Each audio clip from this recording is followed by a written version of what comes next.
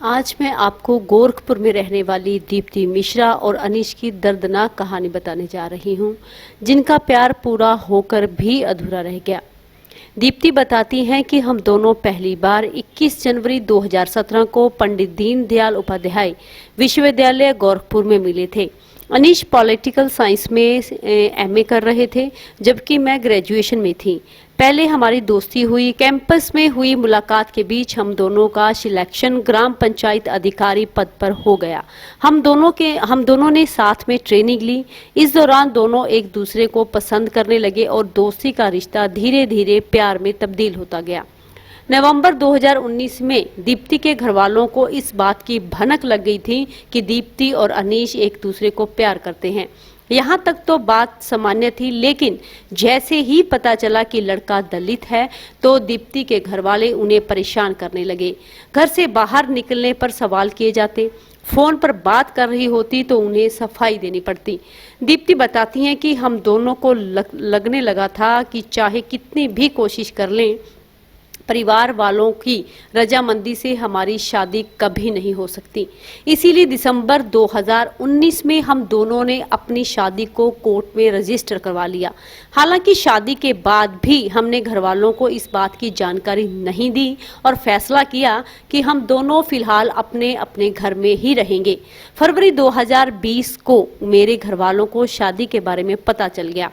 पता ऐसे चल गया कि मेरे लिए रिश्ता आया, जिसके लिए मैंने साफ मना कर दिया। जब घरवालों ने कारण पूछा तो मैंने सब सच बता दिया कि अनीश और मैंने शादी कर ली है और हम दोनों अब कानूनी तौर पर पति पत्नी हैं।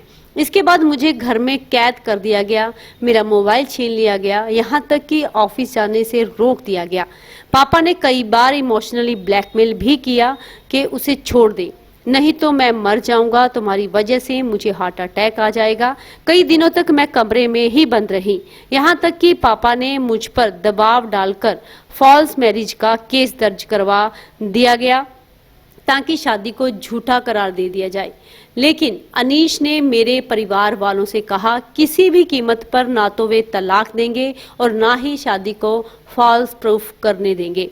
अगस्त 2020 में दबाव डालकर दीप्ति के पिता ने अनीश पर आईपीएस धारा 376, जिसका मतलब होता है किसी महिला के साथ जबरन शारीरिक संबंध बनाना, और दूसरा धारा 420 यानी छल या बेईमानी करने की जैसी धाराओं के तहत एफआईआर करवा दी गई। अनीश को हाईकोर्ट से अग्रिम जमानत लेनी पड़ी।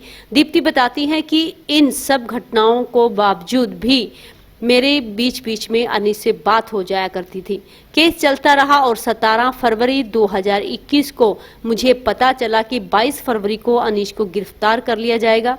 जब मैंने अनीश से बात की तो उन्होंने भी इस बात की पुष्टि की। इसके बाद हम दोनों ने साथ रहने का फैसला कर लिया। हालांकि 20 फरवरी को शहर से निकलने के बाद हम पहले इलाहाबाद कोर्ट पहुंचे ताकि ये केस क्लियर हो सके और अनीश के पक्ष में मेरी बयान रिकॉर्ड हो जाए। मगर कोर्ट में स्ट्राइक के चलते हम दोनों को लगभग 1 महीने तक स्ट्रगल करना पड़ा। ऐसा इसलिए क्योंकि घर छोड़ने के बाद मेरे घर वालों ने अनीश पर अपहरण का भी केस दर्ज करवा दिया था।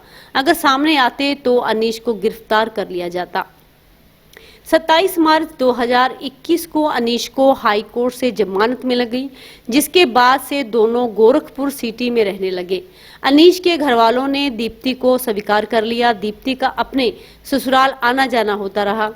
लाइफ नॉर्मल लगने लगी। तब जाकर अनीश और दीप्ति ने 28 मई को सामूहिक तौर पर मंदिर में शादी की। जिस सपने को इतने दिनों से संजोया था वो आखिरकार सच हुआ। तो सेलिब्रेट करने के लिए दोनों ने रिसेप्शन दिया। रिसेप्शन के बाद दीप्ति अपने पति अनीश के परिवार के साथ रहने लगी। दीप्ति उस दर्दनाक दिन को याद करते हुए कहती हैं, 24 जुलाई 2021 को अनीश रोज की तरह सुबह करीब 10:30 बजे ड्यूटी के लिए निकले थे।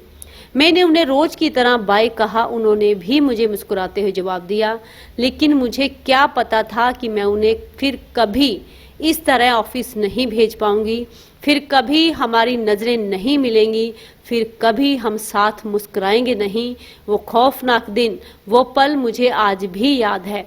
उस दिन उनके साथ चाचा जी भी थे, जो उरावा ब्लॉक में ही ग्राम विकास अधिकारी के तौर पर तैनात थे। वो और अनीश कई बार साथ ही जाते थे।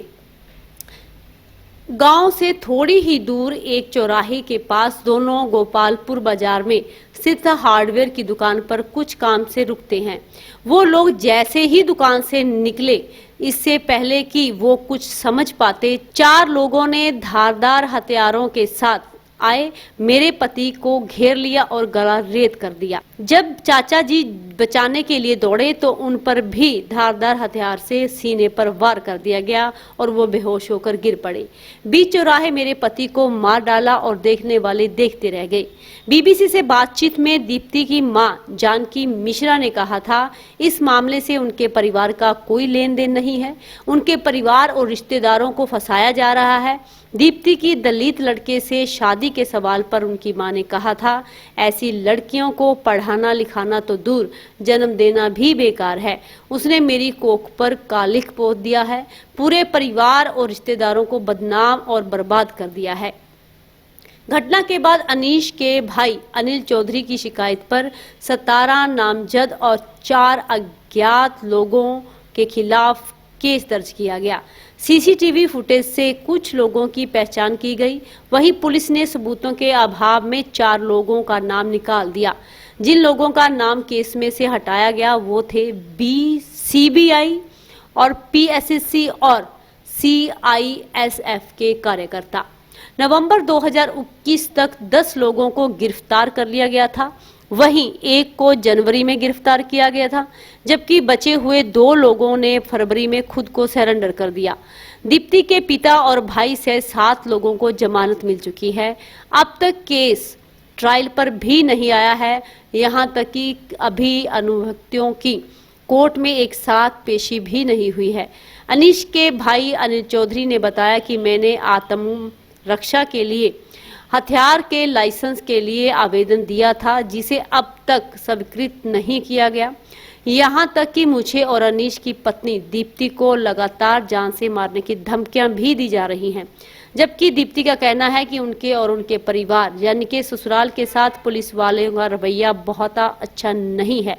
दीप्ति कहती हैं कि लड़ाई चाहे कितनी भी लंबी हो, हम लड़ेंगे और उम्मीद है कि हमें इंसाफ जरूर मिलेगा। तो दोस्तों, ये थी दीप्ति मिश्रा की कहानी।